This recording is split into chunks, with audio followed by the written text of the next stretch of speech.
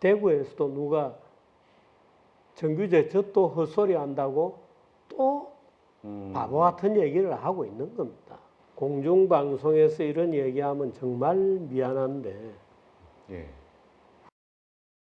우리나라의 부정선거론자 중에서 대부분은 예. 기독교 신자입니다. 종교처럼 믿고 있군요. 종교처럼 믿고 있는 거예요. 아. 부정선거론도 계보가 많습니다. 원래 김어준이가 만든 거예요. 그렇죠. 근데 그 김어준이하고 한영 누구죠?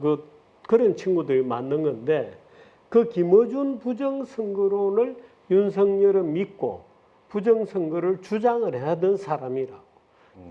국힘당이 들어오기 훨씬 전에. 예.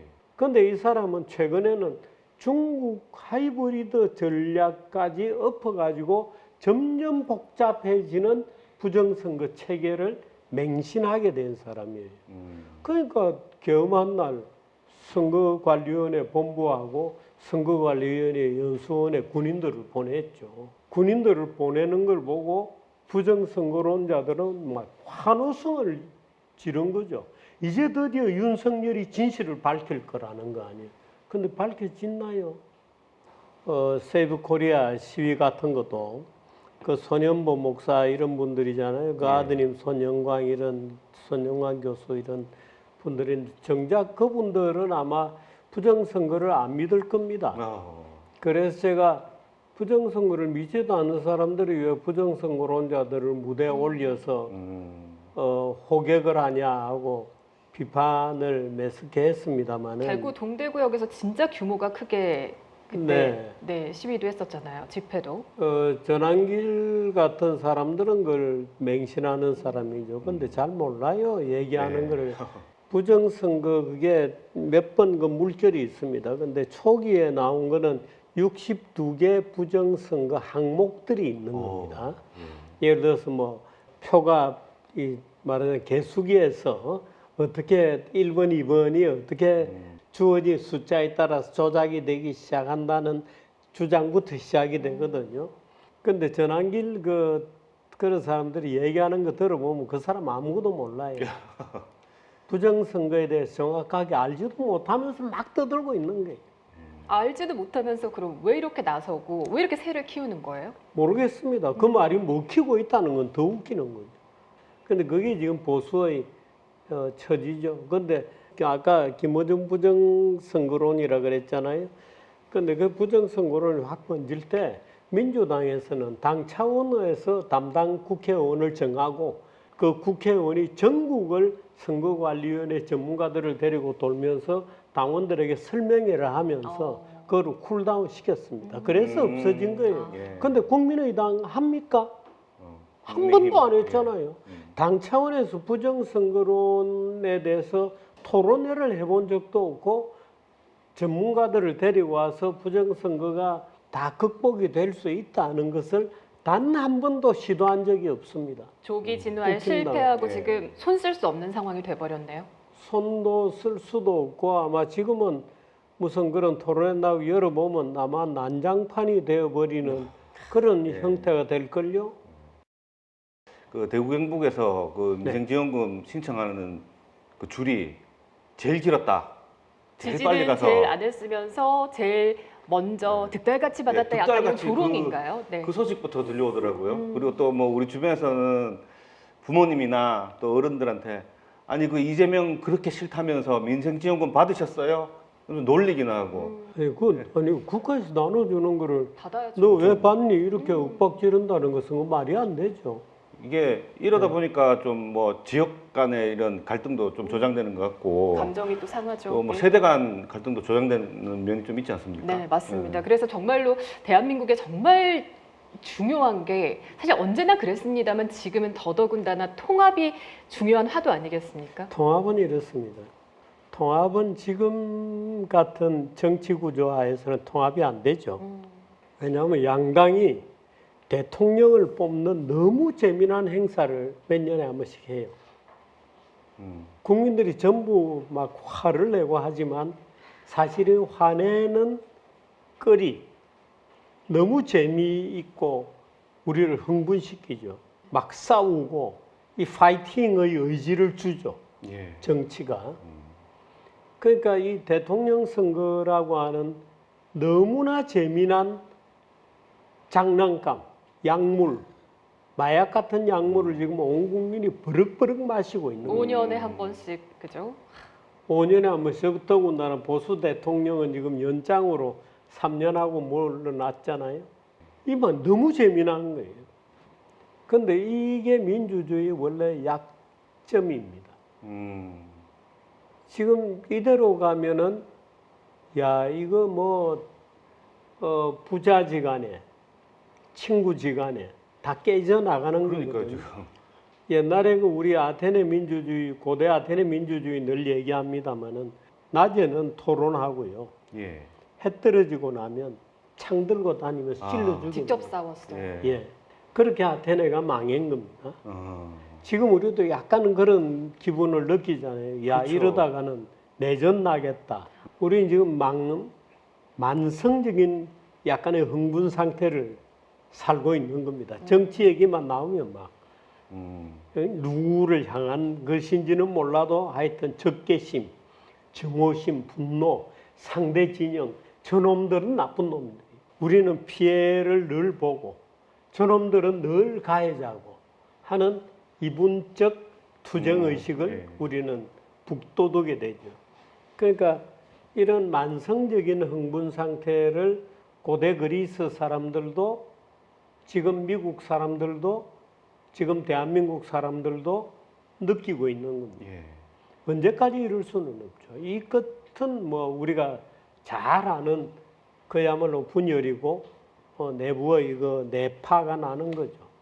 근데 이 그런 상태까지 가지 않는 정치를 할 수 있는 결단들을 정치인들이 해줘야 되는데 전체적인 노력은 별로 안 보이는 것 같습니다.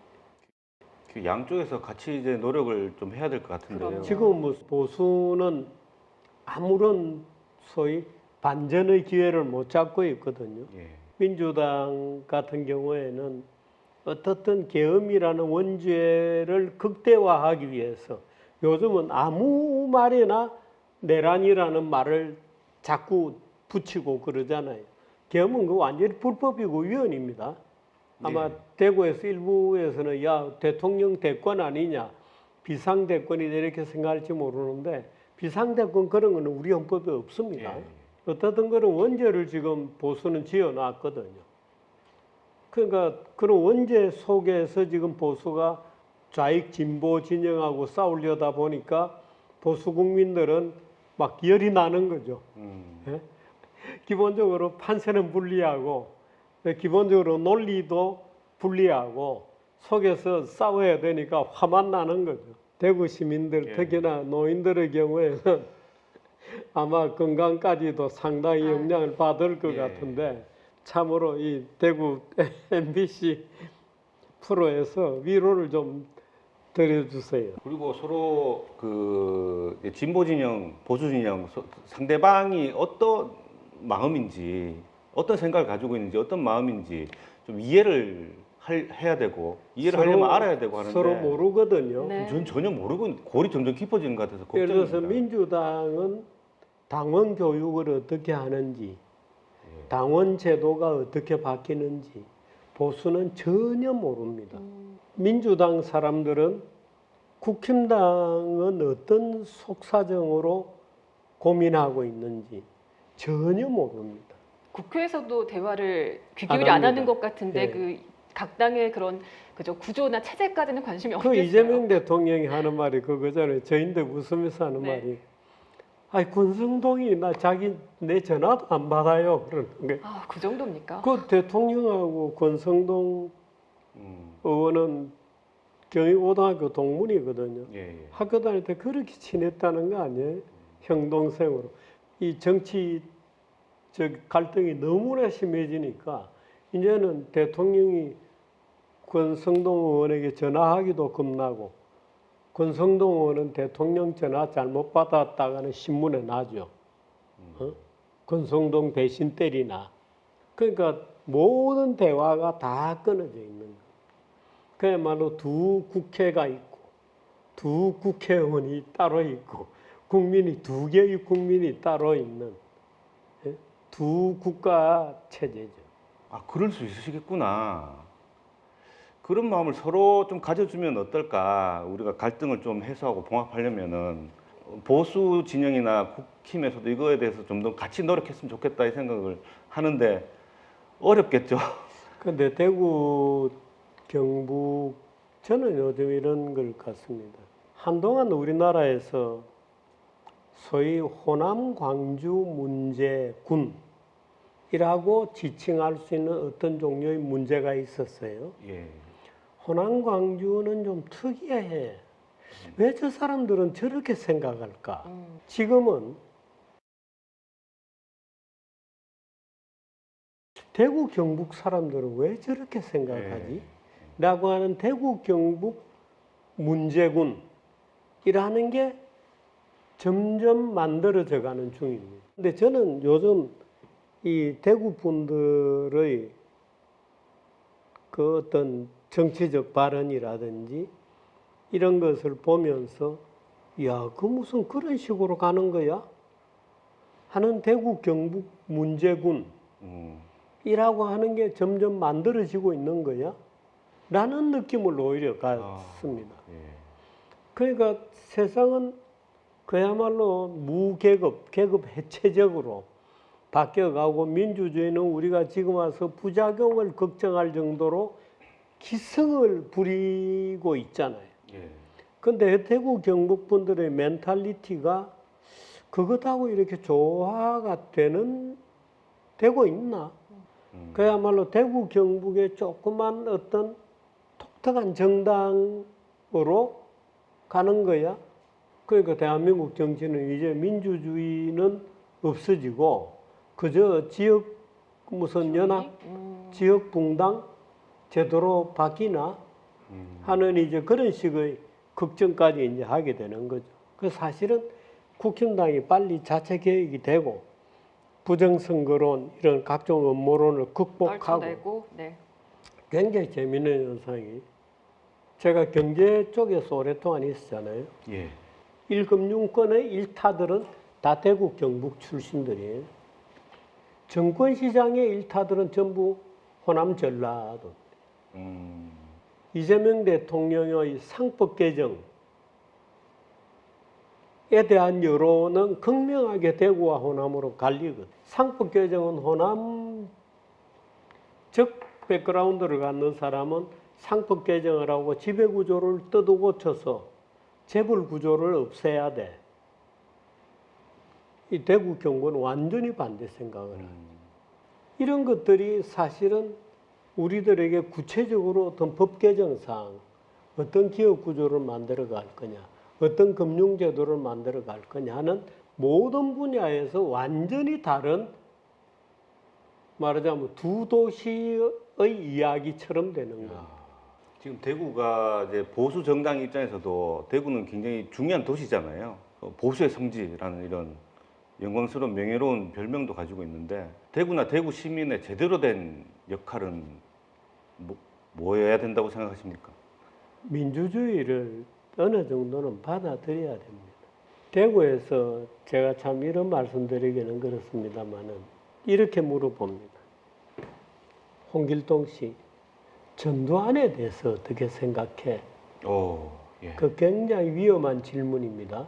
실제로 대구에 있는 어떤 중요한 인사가 저에게 놀랍게도 물어봤던 얘기 중에 하나예요. 그래서 나는 네가 왜 그 얘기를 내인데 물어보는지 잘 알아.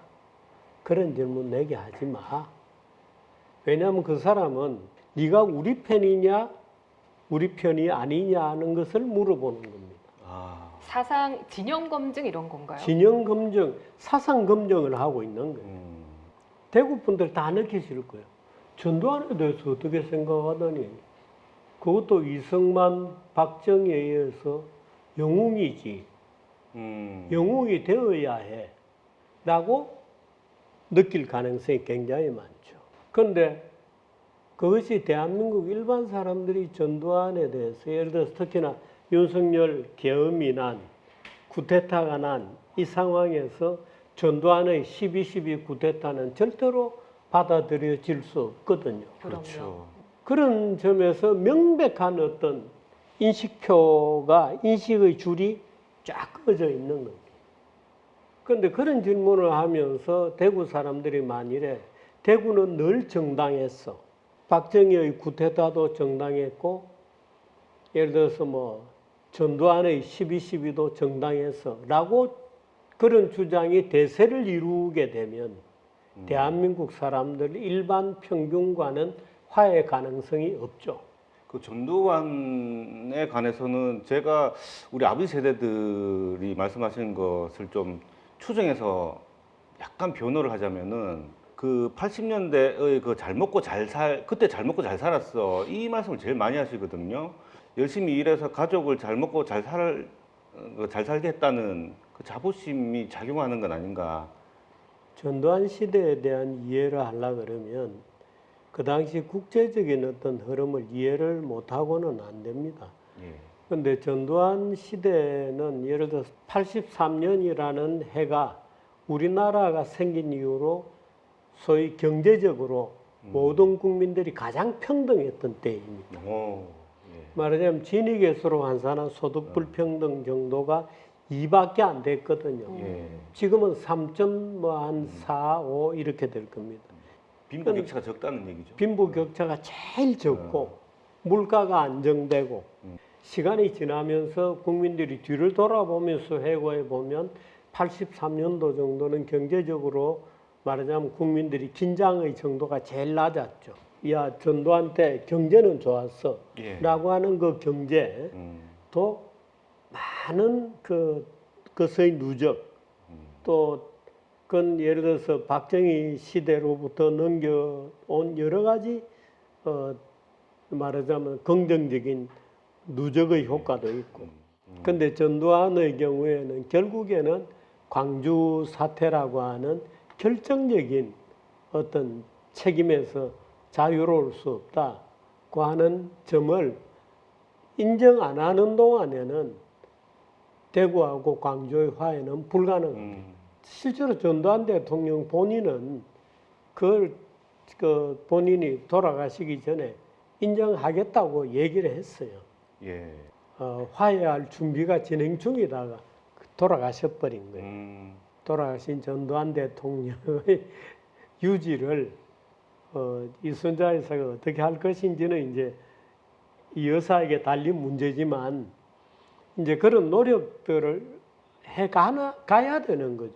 예. 그런데 지금 현재의 국면의 한국 정치는 그런 노력들을 해갈 수 있는 준비라든지 서로가 받아들이는 준비가 전혀 안 돼 있는 거예요. 이제 저 같은 사람들이 이제 괜히 동분서주하는 거죠. 예. 자, 국민의힘이 지금 또 중대 기로에 서 있죠. 저희가 방송 녹화 당일에는 아직까지는 그 전당대회 치를 한창 이제 후보들이 경쟁을 하고 있습니다. 이 방송 나갈 때는 정해져 있겠죠. 확정이 됐겠죠. 그래서 네. 여쭤보고 싶은데 네. 누가 신임 당대표 됩니까? 김문수 되겠죠. 이변은 없겠죠. 이변이 있으면 전한길 씨가 딴 사람을 지지했다는 얘기도 잠깐 있었던 것 같은데 별 영향력은 없나요? 영향이 있어서도 곤란하지 않겠어요. 네. 김문수의 국민의힘에게 당부를 하시자면요. 예. 전 별당부할 말이 없습니다. 어떤 메시지입니까? 대한민국 정치에 또 민주주의에 국민의힘 신임 당대표. 국힘당은 변하지 않는다는 메시지죠. 그렇게 되면 국힘당은 대구 경북당으로 급격하게 쫄아들 겁니다. 그렇게 되면 10년, 20년 정도가 아니라 훨씬 오랜 기간 동안 대구 경북 국힘당 이 존재하겠죠. 그렇게 가서는 안 되죠. 당 대표로 장동혁 후보가 선출되었음을 선포합니다. 우파 시민들과 연대해서 이재명 정권을 끌어내리는데 제 모든 것을 바치겠습니다. 네, 오늘 정규재 주필과 보수의 품격을 말해봤는데 고사하셨지만 계속 보수에 대가셔야 할 것 같고요. 맞습니다. 진정한 보수란 무엇인지 끝으로 여쭤보고 싶습니다. 보수란 뭡니까? 그 말하기 참 어려운 얘기인데요. 보수라는 것은 전통적 가치를 지키는 것으로 일단 세계적으로 정의를 그렇게 합니다. 우리가 그럼 지켜야 할 전통적 가치라는 것은 뭐냐? 대구 경북이 하는 것처럼 무슨 유학이냐? 그건 그럴 수가 없죠. 근대적 가치일 수밖에 없습니다. 그런데 근대적 가치로서의 대한민국의 보수적 가치가 과연 정착되고 현실이 되고 그게 우리 피 속에 녹아 있는 어떤 그런 가치일 수 있겠는가? 아니죠. 그러니까 보수는 없습니다. 보수의 가치는 없다. 새로 만드는 것밖에는 도리가 없다.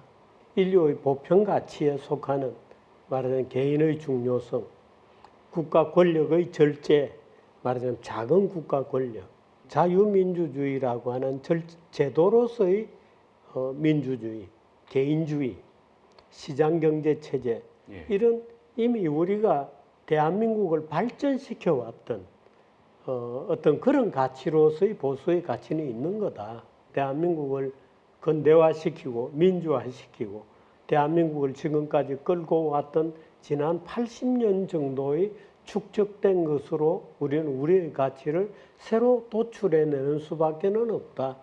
이런 것을 우리가 이제 발전시켜 나가는 보수의 능력에 따라 달려 있는 거다. 진보의 가치라는 것도 마찬가지예요. 우리나라에 진보의 가치 없습니다. 그 어디까지나 자유주의라고 하는 기초 위에서 이 어떤 혁명적인 또는 막스주의적인 이런 그 극단론이 배제된 온건한 형태의 진보적 가치도 사실은 그쪽 진영에서 만들어 가야 되는 과정에 있는 겁니다. 사실 지금과 같은 고도로 그 대립하고 정오하는 이런 것만 약간만 우리가 네. 걷어내면 얼마든지 진보든 보수든 새로운 가치들을 충분히 우리 속에서 끌어낼 만한 여건들은 되어 있는 셈이죠. 그 보수가 그 노력을 지금부터 지적으로 해 가야 되는 거지. 지금처럼 보수가 퇴행적이어서는 안 된다. 쿠데타를 정당화할 수는 없는 거거든요.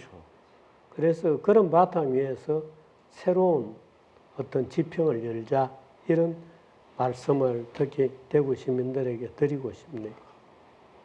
보수의 품격 예. 좀 발견하셨을까요? 오늘 너무 감사드립니다. 우리 대구 시민들이 그게 옳든 그르든 드러내놓고 얘기해보는 좋은 기회였던 것 같습니다. 그렇죠. 잘 얘기 안 하니까 뒷골목에서나 그죠. 분노만 삼키고 고대 아테네 시민들이 망하기 전에 그랬습니다. 낮에는 광장에서 멱살 잡고 밤에는 골목에서 창으로 찌르는. 그 소크라테스는 그래도 독배라도 마시고 죽었죠. 독배도 못 마셔보고 칼에 찔려 죽은 부지기수의 사람들이 있습니다. 그걸 우리는 명심해야 됩니다. 각자의 자리에서 극우, 좌파라고 손가락질하고 또 배신자와 망령이라고 낙인 찍는 우리의 모습을 좀 제대로 바라보고 보편적인 가치를 위해서 함께 좀 대화를 해야겠다 싶습니다. 그랬을 때 민주주의의 양 날개가 또 우리 대한민국을 또 안정적으로 비상시키지 않나 싶습니다. 오늘 시민의 품격에서 보수의 품격이 아닌 정치의 품격을 찾으셨기를 바랍니다. 시민의 품격 오늘은 여기까지입니다. 수고하셨습니다. 고맙습니다. 네, 수고하셨습니다. 네. 아유, 목이 다 쉬네. 아유, 너무 고생하셨죠. 너무 좋은 집약적인 말씀을 또